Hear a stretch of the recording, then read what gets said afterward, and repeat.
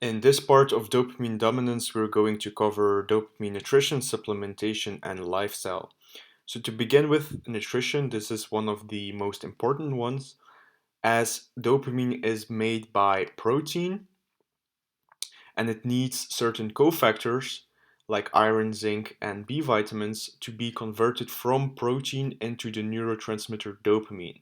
So, we begin with protein rich foods such as meat, milk, fish, these kind of things, chicken, because they have the building blocks phenylalanine and tyrosine, right? Meat is also very rich in iron and zinc, and this helps convert the protein into dopamine.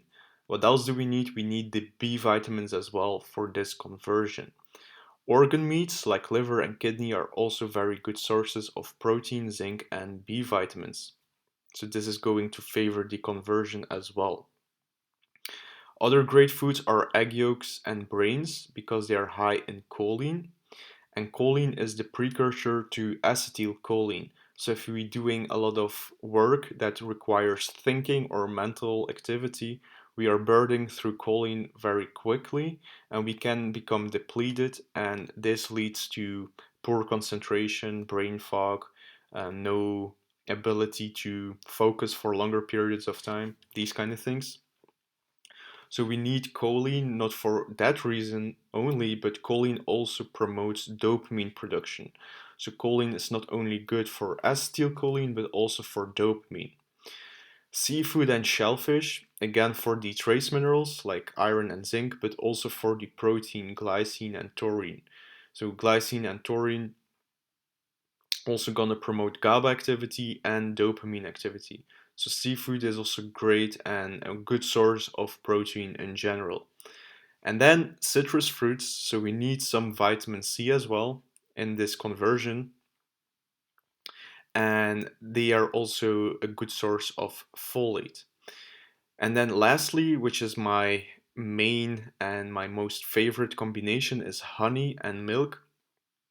So this is a very great dopaminergic combination, and especially honey is just a great food, a superfood for your brain, for dopamine levels, and just in general for your whole neurochemistry. So I'm really a fan of raw honey and raw milk. So next are the supplements. Supplements are less important, but they can be useful, especially in persons who have very low dopamine levels. So the first one is Mucuna with a standardized extract of 20% L-Dopa. So this is already the precursor to dopamine. Mucuna is also a great herb for testosterone production. Therefore, magnesium together with vitamin B6 in the P5P form. So B6 is one of the B vitamins that is needed for this dopamine conversion, and this combination in general is a very good supplement. Then we have creatine, so about 1 to 5 grams. This is shown to activate the dopamine receptor. This means that creatine makes your brain more sensitive to dopamine. So I've been taking creatine in the past and I found that it really works. It's very dopaminergic. However, when you stop taking creatine, you can really become depressed because of the drop in sensitivity. Taurine as well is a great one to increase dopamine. And then you have ginkgo biloba as an extract, which is also a good one for mental performance and for higher dopamine levels. The pro dopamine lifestyle is all about avoiding things that are unnecessary stimulation. So, checking your phone first thing in the morning, checking your phone last thing in the day, drinking excessive coffee, all of these things are really spiking your dopamine, and in the long run, this will create like this dopamine exhaustion, right? You don't want to be overly stimulated in this already stimulating world. So, especially avoid cheap dopamine hits. Ban all numbing or desensitizing activities, especially porn. So porn is really horrible for your brain. It shrinks your brain. It shrinks your gray matter of your brain. So avoid that because it's really desensitizing you and your dopamine receptors. Therefore, implement healthy restrictions. So maybe you have a restriction that you check your phone only 3 times a day or something, right? So implement restrictions that will favor you and your dopamine levels.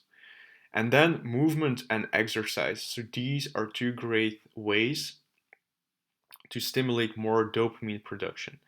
However, a person who is already high dopamine needs also a form of ventilation. So you need to express yourself, and exercising or moving around, being physically active, is a great way to ventilate, right?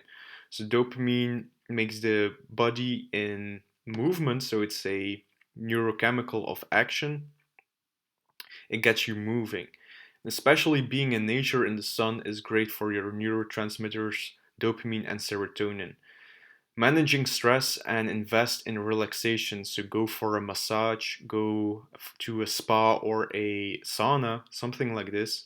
And this relaxation will also make you feel more happy, content, relaxed, and this will stimulate also your dopamine.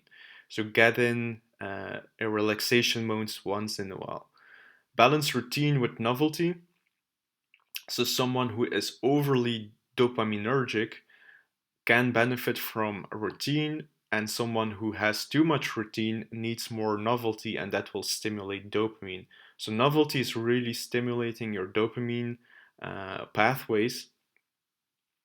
And think of traveling, right? If you're traveling somewhere to a new place, you're instantly kind of feeling happy and curious, and this is dopamine, right? So if you introduce something that is novel, you also create that dopamine or the dopamine driven metabolism. And you enrich your lifestyle and your environment.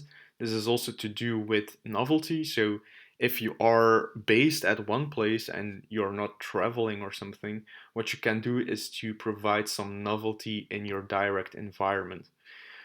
And then eventually small victories lead to big triumphs.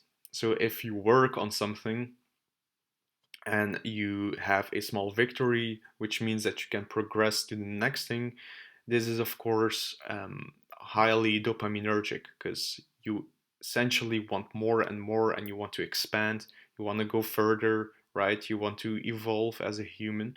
And this is why we need dopamine to catapult us forward, to push us forward. So take time also to celebrate the victories and never stop and always keep winning.